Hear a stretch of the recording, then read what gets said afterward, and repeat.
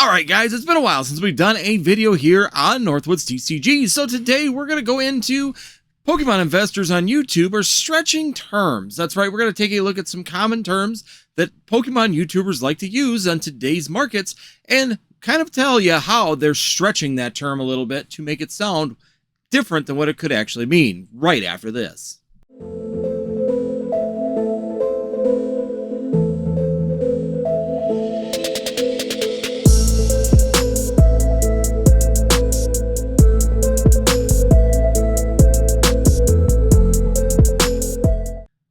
Alright everybody, welcome back to Northwoods TCG, where we're going to be doing videos again, and today we're going to be talking about terms that Pokemon investors on YouTube like to stretch. And what I'm talking about I'm talking about terms like the term short printed, or out of print, or reduced print, or those kind of terms. We see it all the time in this hobby where one creator will be talking about this product is out of print, but yet you sit there and look at the history of the Pokemon TCG and that doesn't match. They'll use terms such as short print on brand new printed sets, and does that actually apply to that particular item? We're going to talk about that today, and we're going to start off with part one right now, where we're going to be talking about what short print actually means and does it apply to Pokemon sets. So let's get into it with the first one, and I'm going to start off with this definition, right? The definition is usually the key to actually giving you exactly what you're looking for in these instances. So today, I'm going to pull the actual definition of this straight off of Dr. Google to give you a true perspective of what a Pokemon investor is talking about when, or should be talking about, when they put this term out. And here we go. All right, so here's the definition straight off of Dr. Google. It's going to be a card that is printed in lower quantities than other cards in the same set. Short prints, SSs, or super short prints, SSPs, are much more scarce than common cards and thus more valuable to collectors. So that's the definition, guys. That's what we're looking at when you're talking about the term short print. This came into play a lot of times in the sports area of the hobby of collecting. A lot of sports cards printed very, very small quantities of specific cards in a set to give collectors that chase and that rarity that comes with that particular set. Now, if you listen to Pokemon investors right now, and I'm going to use Surging Sparks for example, we hear a lot of YouTube investors right now in the Pokemon investing side talking about how that is short printed. Now, first question I have is how do you know that that is short printed? And have we seen any historical data that shows that short printing exists? Well, we're using that term very loosely when they actually put that out there, right? The term short print is applying to a card within a set. So you could say that technically that the Moonbryon is a short print because compared to all the other cards in that particular set, it tends to be the most hardest to pull, meaning it's probably short printed compared to all the rest of them. So that in turn meets the definition of short print. We could go back to Burning Shadows. Burning Shadows is another perfect example. That Rainbow Rare Charizard was so difficult to find that there was a theory by Tin Hat Conspiracist that this card was taken out of the sets at the factory and never put into it because it just was never found. You could make the argument that that card is short printed. Now, I know a lot of people are going to sit here and say in the comments, well, short printing does not necessarily need to be a card. And you could be correct. In general, the definition says it is a card. But let's just say that you're going to look at Pokemon sets as a whole and turn each one of these Pokemon sets into an actual card comparison. Are there actually historical data points that show that sets were short printed? And the answer to that, of course, is yes, we do have historical data that shows that some Pokemon sets were printed way less than other Pokemon sets. And the first one that comes to mind, and I think a lot of people in the Pokemon investment scheme right now can be sitting there looking at this one, which is going to be Team Up. That's right, we're going back to the tag team sets of Sun and Moon. And Team Up is probably the number one first one that comes up as a short print. Now, why do we call that a particular short print? Why is that considered a short print set? Well, the fact of the matter is that it was really only printed one time, and there weren't any real reprints of that particular set. Number two reason is that it had a second wave coming, but it was canceled and never got that second wave of that particular product. We saw Unbroken Bonds come back, we saw Unified Minds come back, and then we saw Cosmic Clips get print but never got booster boxes, but the product went out into different things such as boxes, tins, RCS figurine boxes.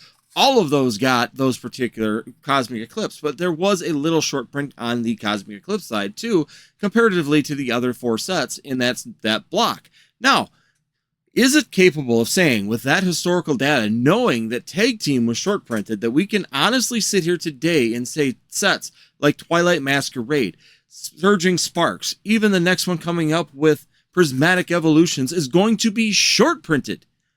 I don't think we can. The reason being is that we do not have historical data of those particular sets. The only reason that we say Tag Team is short printed is we said that 3 years after that print was released. Why do we say it at that point? Well, because when Pokemon gets typically 2 years out past the release date of a set, they no longer do reprints of that. And with historical data showing that there was no reprints of it, we could officially say that that set was going to be short printed.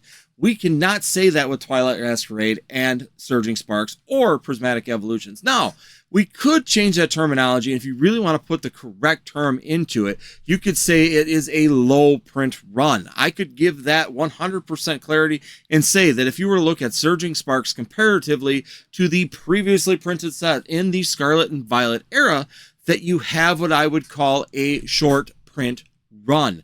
It does not mean it's short printed yet. Could it lead to short printing? Yes, you could have that scenario occur, but it's not, again, necessarily going to happen. We could see 5 reprints of Surging Sparks because of the chase that's involved. We could see 3 reprints of Twilight Masquerade.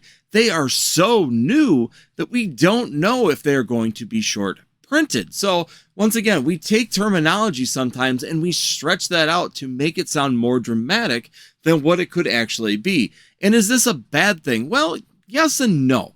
It's good to be aware of the fact that sets are potentially short printed, or if they are short on stock on release or have a low print run, because then it gives you an idea what sets may actually have value futuristically. Surging Sparks. Now, we could still look at that and say, let's say in 3 years we look back on that set and say, yes, it was short printed. If you took that information of the low print run and purchased Surging Sparks, you may have a great opportunity to buy in and have a great Pokemon investment with Surging Sparks because of that. Same thing with Twilight Masquerade. If we go another 2 years with no reprints of Twilight Masquerade, you could say you have a short print set, which means it's going to be lower quantities than other sets. But on the other part of that as well, and I'm going to point this out to throw another wrench into the discussion, is going to be what happens if none of the sets in Scarlet and Violet really get reprints when it comes down to actual sets? Thus far, I don't believe that a set to date has gotten a official reprint. We had Paldea Evolved get a short restock, I would say. I don't even know if it was a reprint. There was hardly any released, even though a lot of people were screaming reprint. We never really had opportunity to see stock on that. It seemed to be more of a restock than it was a reprint. That's just my feeling. Does that mean that all these sets are never going to get a reprint?